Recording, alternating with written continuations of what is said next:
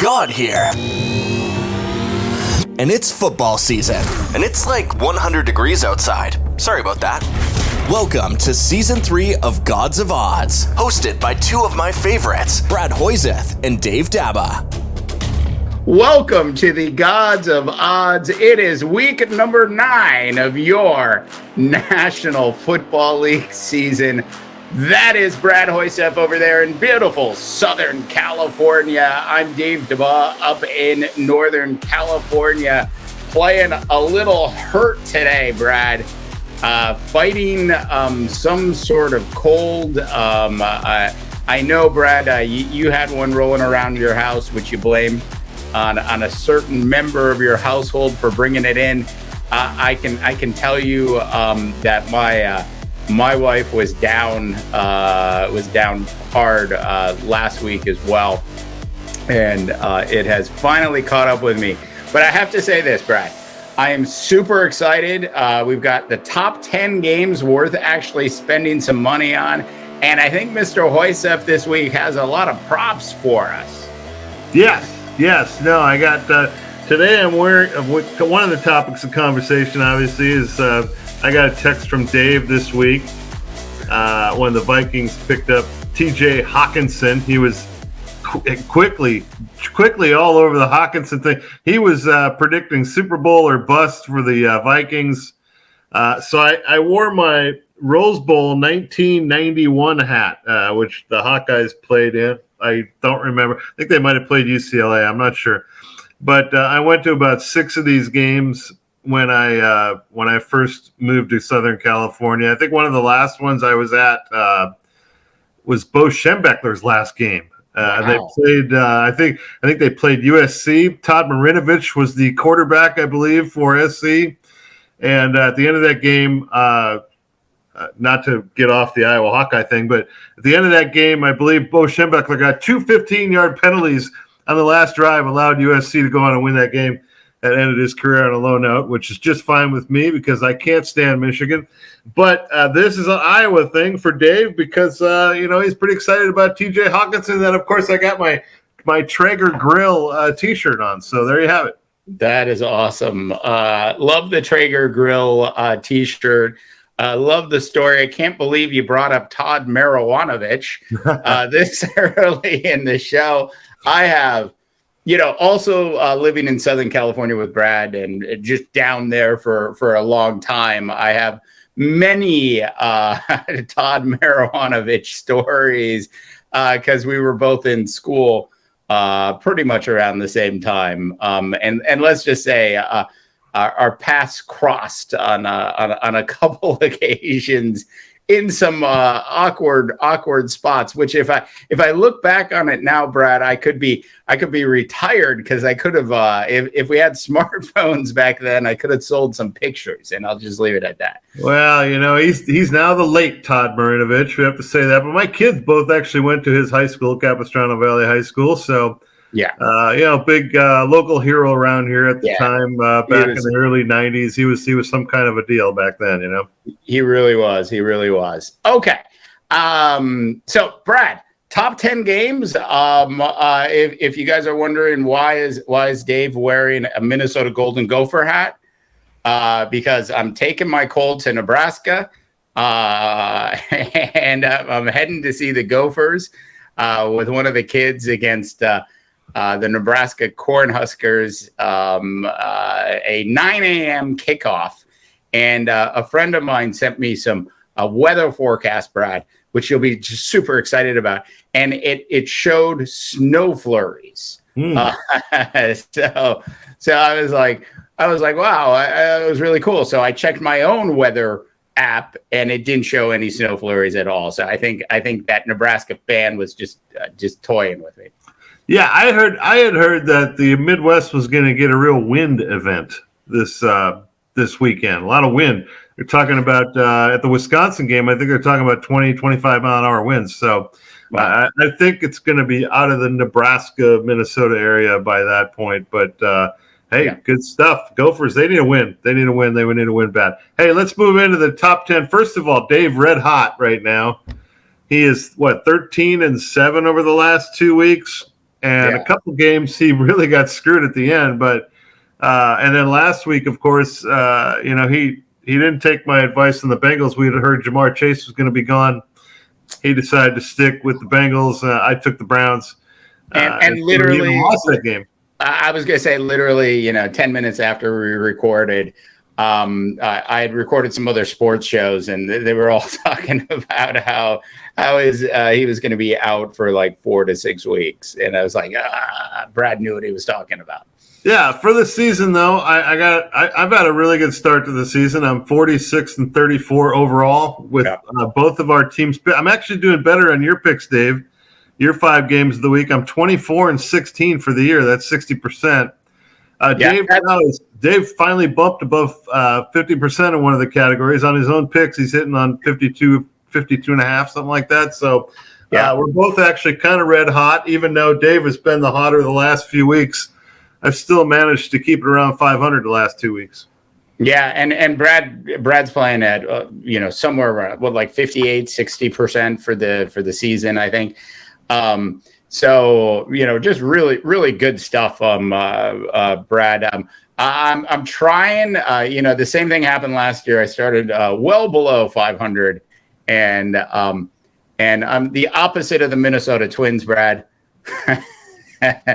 I don't start good, but I finish good normally. So all right. Well, here's one I think you're going to disagree with me on. I've got the Titan at the Chiefs. And the Chiefs are 12.5 point favorites. That's a big line. Titans are playing bad, but it seems as if Derrick Henry's a little bit dinged up. That puts a lot of pressure on the quarterback situation there. The Chiefs have had a week off now to get things right and prepare themselves for this game. And to me, that is the big mark in this game. At 12.5, I would never ordinarily take somebody, especially because I don't think the Titans are that bad of a football team, but defensively, Tennessee's not a good team. And so I'm going to take the Chiefs. I'm going to give the 12.5 and say that Andy Reid came up with a good game plan over the last 10 days. Yeah, I'll say this. Andy, I went back and forth on this. Like, if you had checked the sheet earlier, you would have seen me agree with you on Kansas City, and was just sort of flip-flopping back and forth on it. And, I just sort of settled on the fact that, I don't think Tennessee is going to win this game, but I think Mike Vrabel, it's like I'm so hit or miss with Mike Vrabel. I mean, like, they beat the Texans only by a touchdown last week, and so like I'm all over the place. But I think they're going to run the ball obviously a lot. They're going to try to play the time of possession game with Kansas City. They've been up big again. They usually play Kansas City pretty good, at least for a half. This is a team that I just hate these big spreads is what it ultimately comes down to. So I think I'm taking another big spread in a different game, and I just didn't feel comfortable taking 2 of them. So I'm going with the Titans in this one. Yeah, I just kind of feel like it's a tempo game, and Kansas City has the ability to score quickly, and they usually do at least once a game, where they'll score and then they'll score again real quickly. And I just don't think Tennessee has that kind of team. They're not built for that type of game. And if they start getting themselves into a track meet, they could get run out of the building. Yeah.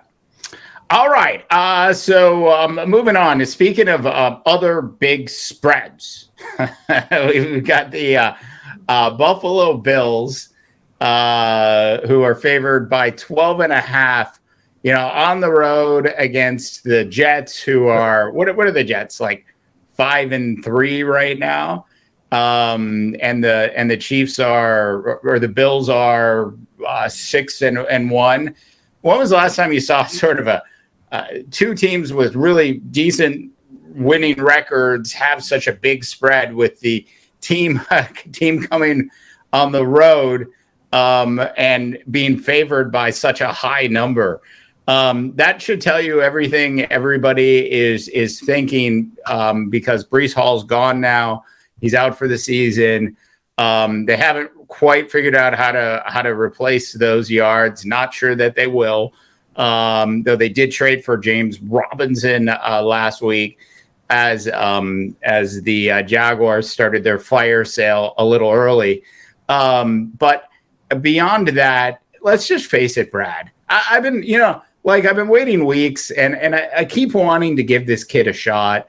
And I'm tough on young quarterbacks. I always have. And a lot of times when you have guys like Sam Darnold, it's easy to be right. And Trevor Lawrence, you know where I'm at with Trevor at this point.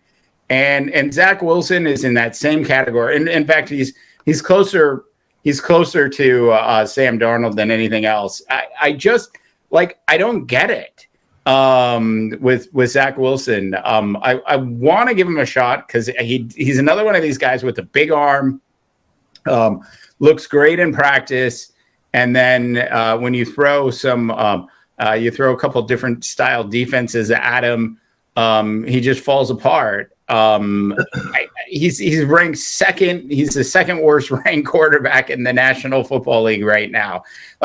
I'd be holding up a sign in New York because you've got this team off to a really good start. It's time for a quarterback controversy. Bring back Joe Flacco. I'm going with the Bills in this one. Yeah, I'm not as harsh on the kid as you are. I don't think he's great right now, but he is a kid. He reminds me a lot of Baker Mayfield, just tries to sometimes do too much. He tries to make a play out of nothing. Sometimes you just got to throw the ball out of bounds. Yeah. And live to see another down. And he tries to make a play all the time. And that's something you got to break yourself out of if you're, you can get away with that at BYU. You can't get away with that in the NFL. And it hurt him last week. I'm with you. I think the Bills are going to win this game. I'm going to give the 12.5. I'm not real comfortable with it.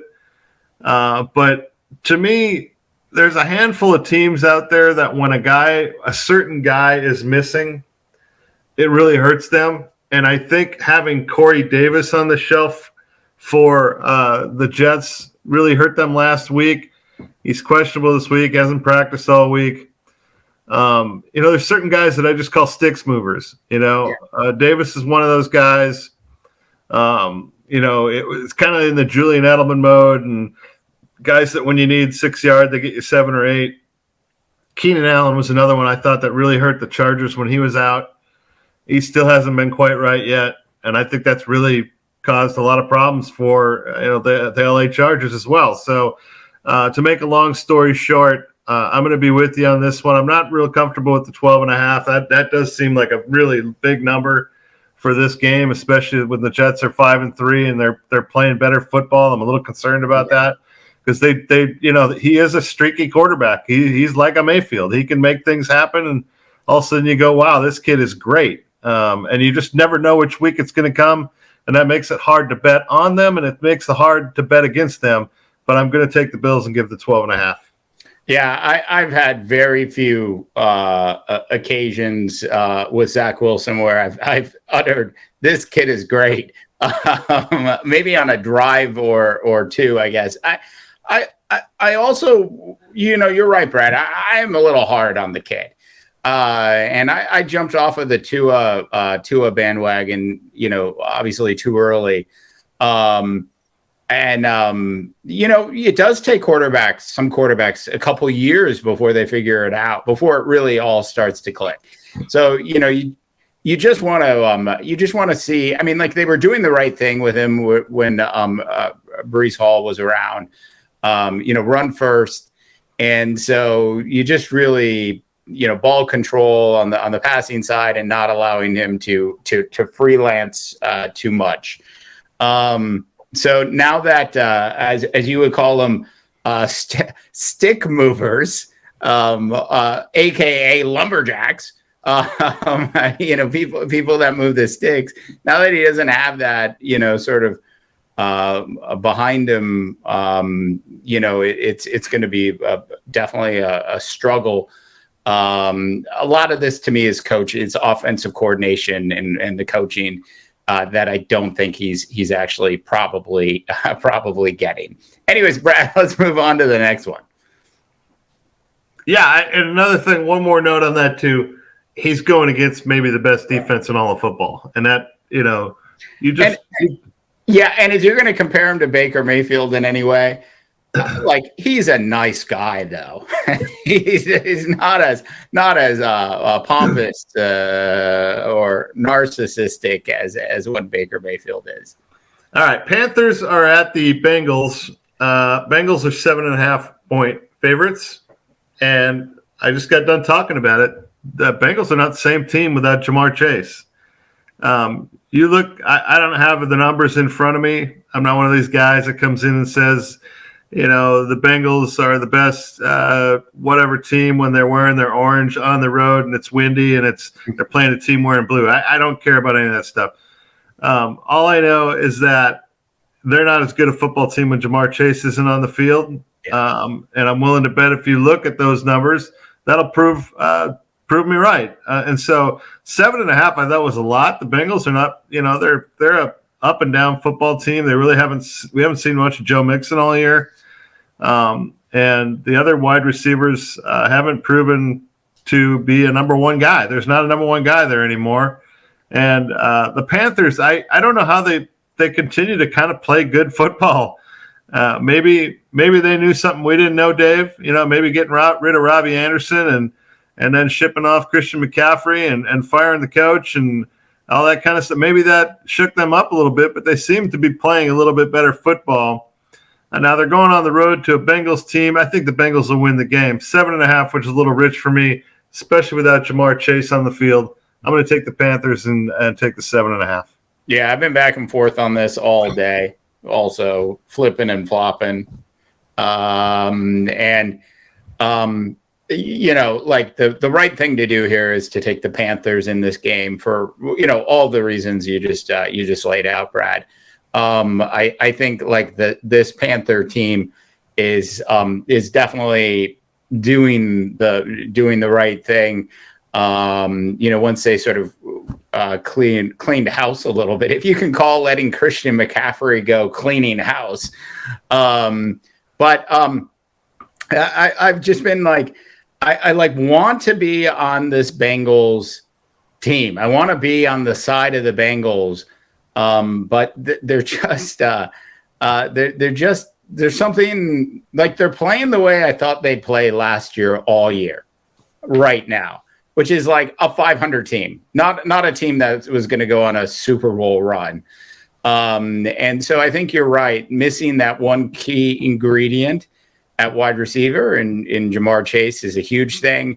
And then the other big thing is, one of your favorite running backs during the Gods of Odds 3 seasons that we've had has been Joe Mixon. And he's just not, he seems to have maybe lost a step, or those holes are not as wide open as they were last year. So whatever it is, he's not like the same back he was last year.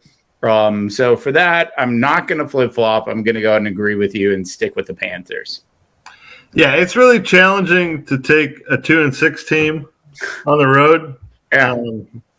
Especially a 2-6 team that just got rid of their best 2 offensive players a couple weeks ago. Yeah. But seemingly, it seems like with Robbie Anderson, I think that might have been the case where they cut cancer out a little bit of the system. I still don't understand the McCaffrey thing. I still think he's an elite back. We haven't really touched on that yet. I think the 49ers now, along with the Eagles, are clearly the 2 best teams in the NFC with that McCaffrey move. Now, that's kind of odd to say because they're only 4-4, but when you look at what the 49ers have now with McCaffrey at running back, Kittle at tight end, and Deebo Samuel at wide receiver, I mean, that's 3 of the best at their position. And, even Jimmy Garoppolo can look pretty good when you got that. So anyways, that's another story. It's another game. Should we touch on that one? But I'm going to take the Panthers on the road with the 7.5. I like the extra hook to 7.5. Yeah. I looked at it and Brad, I'm like, so we're in agreement here. on this one. But I just to touch on the 49ers just for a sec before I move on to my next pick, because I know we're not covering them at all this week. Jeff Wilson Jr. I just I don't understand. You know, you're going all into there are injury. McCaffrey's injury prone.